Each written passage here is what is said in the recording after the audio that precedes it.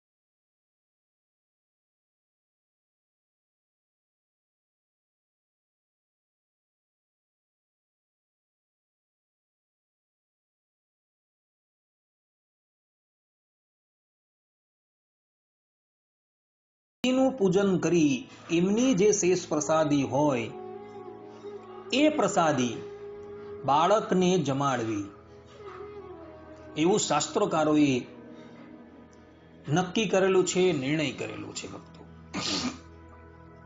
માટે પ્રસાદીનું અન્ન જે છે એ જ બાળકને જમાડવું.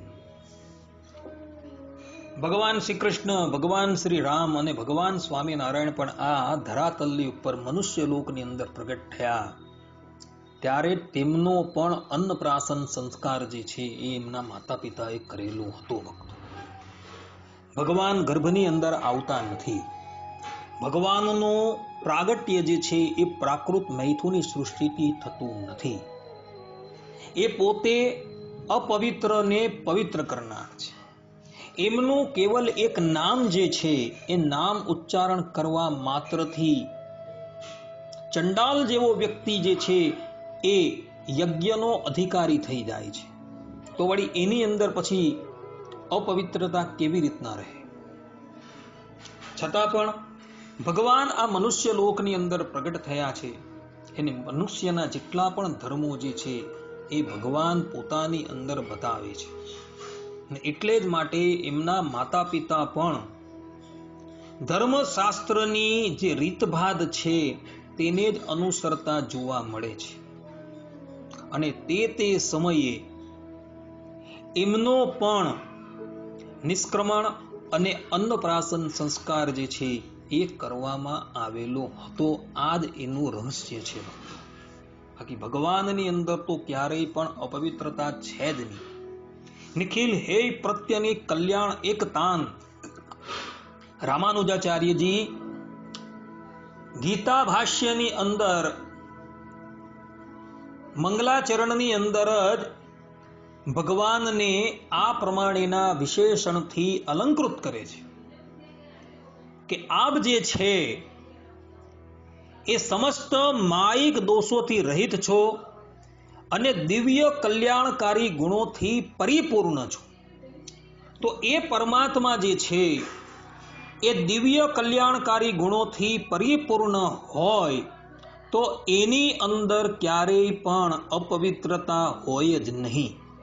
છતાં પણ ભૂતલની ઉપર તેઓ મનુષ્ય રૂપ ધારણ કરીને જ્યારે પધારે છે ત્યારે મનુષ્ય લોકની અંદર મનુષ્યના જે પણ કોઈક ધર્મ છે, જે પણ કોઈક સંસ્કાર છે, એ બધા જ સંસ્કારો જે છે એ સંસ્કાર પ્રમાણે ભગવાન જે છે એ આચરણ કરતા હોય છે.